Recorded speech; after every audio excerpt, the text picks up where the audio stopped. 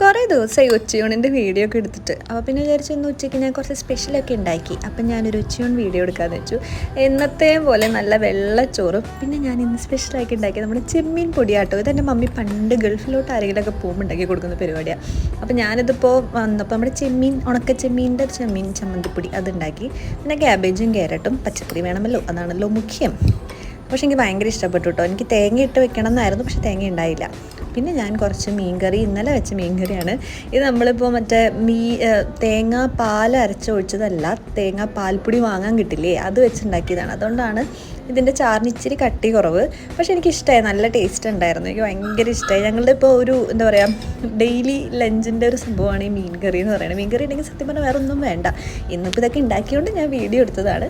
പിന്നെ എല്ലാം കൂടെ കൂട്ടി ഇളക്കി കുറച്ച് ക്യാബേജും കുറച്ച് ചെമ്മീൻ പൊടിയൊക്കെ കൂട്ടി ഇളക്കി ഒരു അമ്മ എടുത്തു. എൻ്റെ പൊന്നളിയാ.